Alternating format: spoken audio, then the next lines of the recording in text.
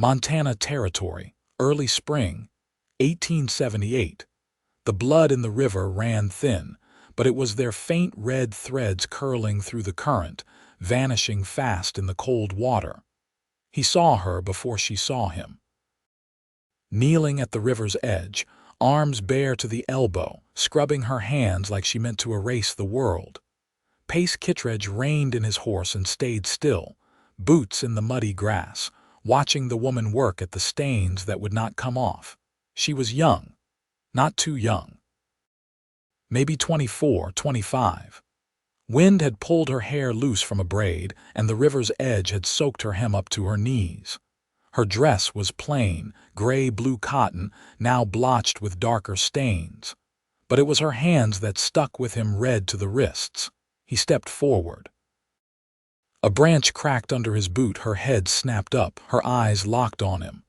Wide, alert, and blank with shock, Pace raised one hand, palm open. "I ain't here to hurt you." Her mouth opened, but no words came. "You bleeding?" he asked gently. She looked down at her hands, then back at him. "Not mine," he nodded once. "You got a name?" She hesitated. "Hallie." "Hallie what?" "Hallie Sutton." He took in the cut across her cheekbone, the bruise darkening her collarbone. Her knuckles were scraped raw. There was no ring on her finger, but he had a guess what had happened. "You got someone chasing after you?" he asked. She looked toward the trees. "Not anymore." Pace stepped closer. "That blood on your hands, was it his?" She didn't answer, just stared at the river, her hands still under the surface. He stepped down the bank, close enough now to see the tremble in her shoulders. "You ain't alone no more." She flinched at his words like they meant more than he knew. "I got a cabin," he said. "Few miles west. You come with me, you can clean up proper, eat something warm. Then you can tell me what happened, or not. Your choice." She looked at him for a long time, not scared anymore, just tired clear through. Finally she stood. "All right." They rode together in silence. She took the saddle behind him, arms light around his waist, body stiff. The sun hung low by the time they reached the cabin, tucked in a quiet clearing, smoke already curling from the chimney. His dog, an old black mutt named Dust, barked once and settled again. Pace handed her a folded towel and a clean dress from a chest inside. "You can use the wash basin." "I'll step out." She nodded, said nothing. Outside, he chopped wood to stay busy. The ache in his chest had nothing to do with the cold. He'd seen battered women before. He'd buried one once. His sister back in Texas. Long time ago, but the memory stayed sharp. When Hallie stepped out, her hair was damp and braided again. The dress hung a little loose, but it was clean. Her face looked clearer with the dirt gone, but the bruise had bloomed across her skin. He stirred the stew. "You want to tell me what happened?" She sat at the table, hands folded in her lap. "His name was Caleb Sloan. He came into our town last year, helped out at the trading post, said the right things. Everybody liked him, me too at first." Pace listened, his jaw tight. "We married last fall. First 2 months he was sweet, then he started drinking, then came the fists, said I was lucky he kept me, that nobody else would." She looked down. "Last night he tried to kill me. I fought back, he had a knife, but I got to it first." "You killed him," Pace said quietly. She nodded. "Good." His voice was steady, sure. She blinked. "You think so?" "I seen men like that. You did what you had to." They ate in quiet. After, he laid a blanket on the small cot in the corner. "You take the bed." "I'll be on the floor." "I do not want to take your bed." "I want you to," he said, then added, "You need the rest." She hesitated, then nodded. That night she cried. He heard her from the floor, muffled in the pillow. He did not say anything. Just stayed close, kept the fire going, and let her grieve. By morning she was already up, helping peel potatoes. "You do not have to help," he said. "I want to." He looked at her, the way she tucked her hair back, the way her shoulders still held quiet tension. But there was something different now. Her hands no longer shook. Over the next days she stayed. She helped tend the chickens, fed Dust, patched a tear in his coat. She still flinched sometimes when he moved too fast, but less each day. One morning she asked, "Why are you out here alone?" Pace shrugged. "Rode north after the war, did not see the point in going back, built this place, never left. No family, none left," she nodded. "Me neither." He saw the way her fingers twisted together. He reached out, gentle, and placed his hand over hers. "You are safe here, Hallie." She looked at him, and for the first time she smiled. It was small, but it was real. Later that week, he found her standing out by the fence, watching the snow melt from the hills.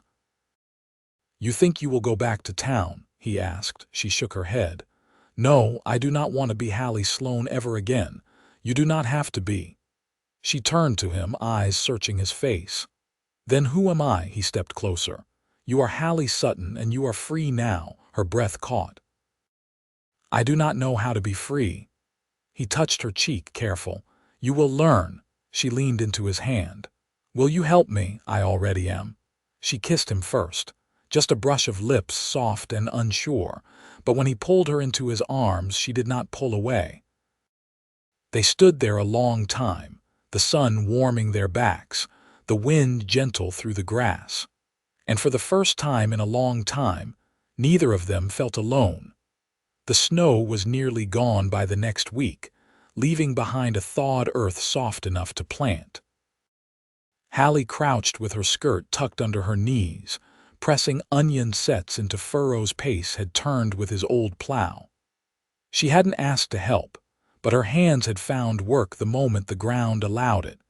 Pace leaned on the fence rail, watching her line up the bulbs with careful spacing. "You've done this before." She flicked her eyes up. "My father kept a garden behind the post office. He said a man's worth could be measured by what he grew from nothing." "What about a woman's?" He never said, "but I reckon it's the same." Pace nodded once. "Sounds like he had sense." She shifted to the next row, her fingers dark with soil. "He died 6 years ago. Fever took him in 3 days." He didn't ask more, just stepped into the pen and tossed feed to the hens scratching near the coop. The silence between them had started to feel like something solid, not empty. Later, she brought water from the spring, balancing the bucket with steady arms. He met her halfway to the cabin. "You've got a mind to wear yourself out," he said. "Feels good, being sore for something useful." He took the bucket. "You don't have to prove anything." "I'm not proving, I'm remembering." She wiped her hands on her apron. "What it feels like to belong somewhere." Inside, the fire was low but steady. Pace poured the water into the kettle, then turned, studying her as she peeled off her shawl. "You think you'll stay through summer?" he asked. She looked toward the window. "I was thinking I might fix up that old shed out back, turn it into a place for drying herbs. I know some medicine, wild roots, poultices.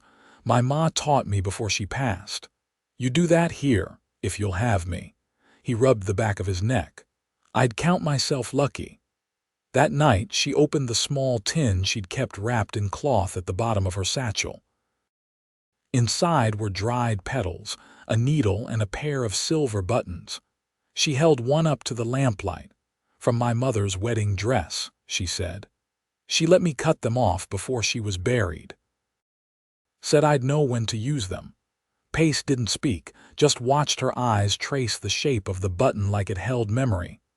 "I think I'd like to sew them onto something new," she added. "Start fresh." He shifted, his tone low. "That sounds right." The next morning he rode out at first light, left a note under the kettle stone. When he returned near dusk, she met him at the gate. "You went to town," she said, noting the cloth-wrapped bundle he carried. "Stopped by the mercantile, got some fresh calico, needles, thread. Figured if you're set on sewing, you ought to have what you need." She held the bundle close. "Thank you." He tipped his hat back. "Wasn't nothing." But her eyes said it was. The weeks passed in slow rhythm.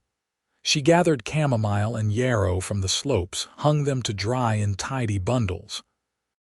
He mended the shed's roof, nailed the boards she cut herself. They ate by lamplight, talked little but listened long. One night as he stoked the fire, she stepped behind him and rested her hand on his back. "I don't flinch when you walk near anymore." He turned. "I noticed. I used to think I'd never feel safe again, but I do, with you." He reached for her hand. "That's all I want." She leaned into him, her forehead resting against his chest. "I want to learn how to live again, not just survive." He wrapped his arms around her. "Then we'll learn together." Outside, the wind whispered through the pine. Inside, the quiet held steady, warm as the fire they shared. By late April, the chill had left the mornings, and the creek ran full with snowmelt, loud enough to be heard from the porch. The birches along the slope had begun to leaf, pale green against the darker pine. Hallie stood beside the cabin's open door, holding a folded scrap of paper in her hand. "I found this in the bottom drawer of your desk," she said, offering it to Pace. He wiped his hands on a rag and took it. His eyes moved slow over the words, faded ink on lined ledger paper, written in a feminine hand. "You kept her letters," Hallie said, not asking. Pace folded the page and set it on the windowsill. "My sister wrote them before she passed. I read 'em sometimes when the nights get heavy." She stepped closer, gaze soft but steady. "You never mentioned her name." "Hazel." He cleared his throat. "She was younger than me by 3 years, like dry apples and songs about rivers. Married a blacksmith who turned mean when whiskey got hold of him. I didn't get there fast enough." Hallie laid a hand on his shoulder. "I'm sorry. She'd have liked you," he said. "You're quiet in the same way she was. Not empty, just knowing." They stood in silence, the kind that didn't need filling. Dust wandered past their boots, sniffing at a beetle in the dirt. Hallie broke the quiet. "There's a man from the next valley, older. He used to trade with my father. His wagon passed along the ridge this morning. I saw it from the slope." Pace nodded. "That'd be Emery Tull. Keeps bees, sells honey to the mission school. I thought maybe I'd ask him if he needs dried herbs. It would give me a reason to walk into town before planting season ends." "You sure you're ready for that?" Her jaw tightened. "I won't hide. Not from what I survived and not from people who might whisper." Pace didn't argue. "Then I'll come with you. I'd like that. But I want to speak for myself." He reached for her hand, calloused like his, warm from work. "You've got a right to." They left before dawn 2 days later, walking the narrow path through the pines, past the bluff where wild lupine had begun to bloom. Hallie carried a basket lined with muslin, filled with dried mint, comfrey, and elderflower. Pace walked beside her, rifle slung across his back. The settlement had grown since he'd last come. 2 new cabins, a pen for goats. A woman hauled water from the well, a boy chased a chicken through the dust. No one looked twice at them. They found Emery at the back of his wagon, arranging jars of honey. His beard was gray and thick, his voice rasped from years of smoke and wind. "Hallie Sutton," he said, squinting. "Ain't seen you since your daddy's funeral." "I've kept to myself," she said, "but I've started drying herbs again. Thought maybe you could use some." He lifted the cloth from her basket, sniffed the mint. "This is fine work. You always had a good hand for it. I'd like to trade if you're willing." Emery glanced at Pace, then back to her. "You got a place of your own?" "I do," he nodded. "I'll take your elderflower and the comfrey. You need sugar or lye, both. Then it's a fair deal." They shook hands. Pace said nothing until they were past the last house on the edge of town. "You did that clean," he said. "I was shaking inside." "No one saw it." She looked at him. "I want to build something that's mine, not just survive off your kindness." His brow furrowed. "This isn't charity, Hallie. I know. But I need to prove it to myself." He paused. "Then let's build it together." She stopped. "You mean that?" He met her eyes. "I haven't said anything I didn't mean." She smiled, not small or shy this time, but full, like it reached somewhere long untouched. Then I'd like to plant calendula near the porch. My mother said it keeps the bees near. I'll clear the bed for it. They walked on, the path winding beneath the trees, the sun warm on their backs. The mountains stood ahead, steady and wide, and behind them nothing called them back. By the time the 1st of May settled over the valley, the last frost had broken for good, and Hallie had coaxed a patch of calendula from the soil beneath the porch rail. The petals were still tight, but the stems stood firm, and she knelt beside them each morning, checking for leaf rot, brushing away beetles, humming under her breath. Pace watched from a distance, a pail of creek water in one hand. Her tune was unfamiliar, a minor key, maybe something passed down from her mother, but it carried clear in the still air. He didn't interrupt.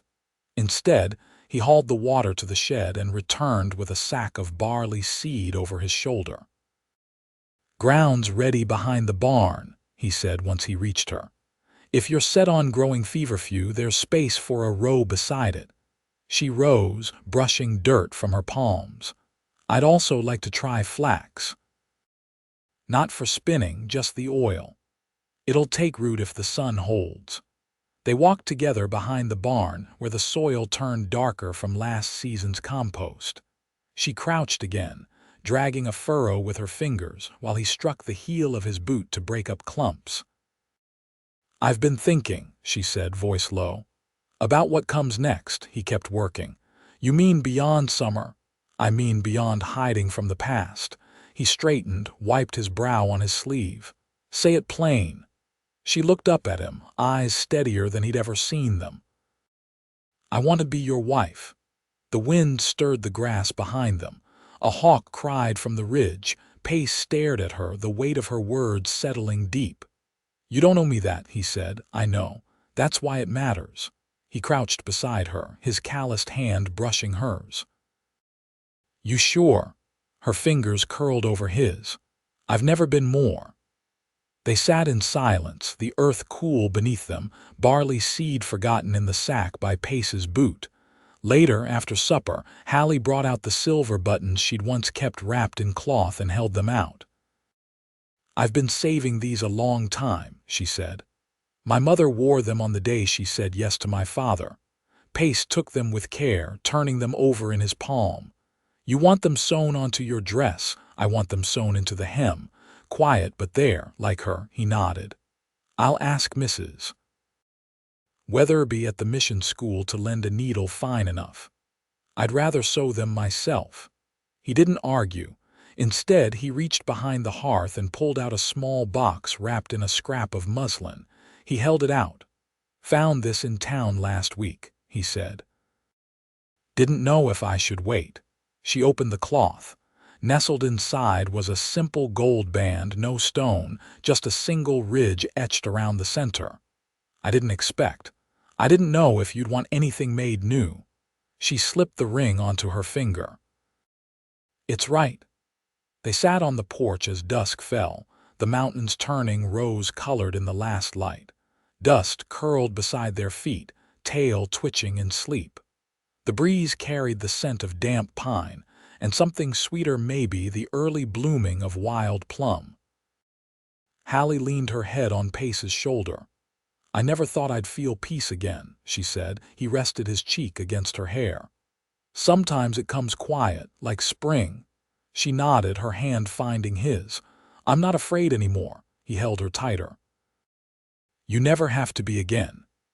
They watched the stars rise, one by one, until the sky turned silver and the night settled soft around them. The river ran steady beyond the trees, and the world, for the first time in a long while, felt whole. The morning they were married, light spilled across the floorboards like water, soft and gold through the east-facing window. Hallie stood at the basin, braiding her hair with a quiet focus, her fingers steady. The blue calico she wore was hand-stitched, sleeves redone to match the warmth of late spring. The silver buttons were hidden in the hem. Just as she'd planned, Pace waited outside, leaning against the rail, boots dusted from the walk down to the creek and back. His shirt was pressed as best he could manage, collar smooth, sleeves rolled neat to his forearms. He turned at the sound of the door opening, his breath catching a little when he saw her. "You ready?" he asked. "As I'll ever be." They walked the mile to the mission school together. The trail cut through open meadow and young aspen, the air thick with the scent of warm grass and damp bark. A few children watched from the edge of the yard, their fingers sticky with berries, eyes wide. Mrs. Weatherby stood beneath the lilac bush that grew wild near the well, her hands folded over a cloth-bound Bible. "I'll keep it plain," she said. "You two don't strike me as the type for fuss." Hallie nodded. "We just want it real." The vows were spoken in low voices, hands joined, the mountains rising behind them like steady witnesses. When the words were done and Hallie leaned forward to kiss him, Pace didn't hesitate. The touch was light, but final in the way only truth could be. Mrs. Weatherby signed their names into a narrow ledger and pressed twine around the certificate. "Paper says what we already saw," she said. "You belong to each other now." They walked home slow, not in ceremony but in contentment. He let his hand rest at the small of her back, and she leaned into it without thought. That evening, Hallie lit the lamp herself. She moved through the cabin with ease, pulling a folded quilt from the cedar chest and draping it over the bed. Pace stirred the stew she'd made that morning, ladling it into bowls without a word. They ate side by side, knees touching, the comfort between them no longer new but grown in like the porch beams and roof slats. After, she stood and reached for his hand. "Come outside." The evening air was cool enough to raise a shiver, but she didn't pull away when he settled behind her on the bench, arms circling her waist. Fireflies blinked at the edge of the woods, and the moon hung low and pale. Hallie tilted her head back against his shoulder. "I used to wonder if all I was meant for was surviving, if the best I could do was keep my head down and not break. You don't wonder that anymore," she turned her face to his. "Not since you." He kissed her, slow and certain. When they parted, she smiled, eyes glinting in the dark. "I want to plant more next year, maybe lavender, maybe more calendula for the salves. I'll clear the slope behind the shed. I want children someday." He didn't flinch. "So do I."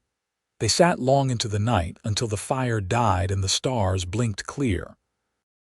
When they finally rose and crossed the threshold together, it was with the kind of quiet that spoke more than any vow. By midsummer, the herb shed was full. Bundles of yarrow, sage, and boneset hung from the rafters, and Hallie's salves lined the shelf in glass jars sealed with wax. Folks from as far as the next ridge came to trade for them, offering eggs, yarn, and stories in return. Pace built a second coop, and they bought 2 new hens from a passing wagon.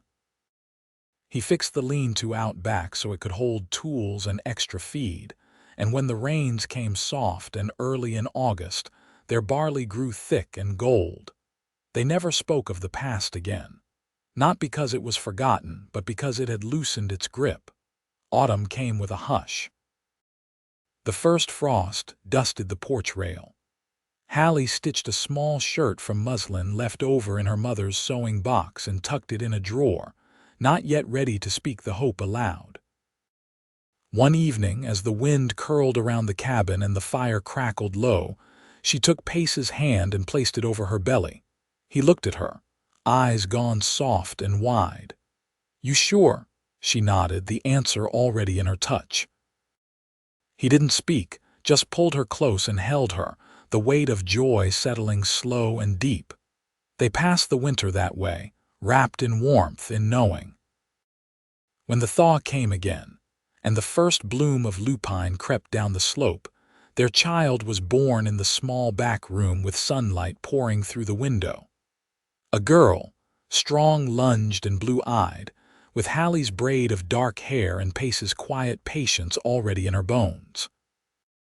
They named her Hazel, and in the years that followed, they planted rows of lavender, taught their daughter the names of roots and rivers, and watched the seasons turn with hands always joined. The cabin stood stronger with each year, not grand, but full in the way only a home could be. And they were never alone again.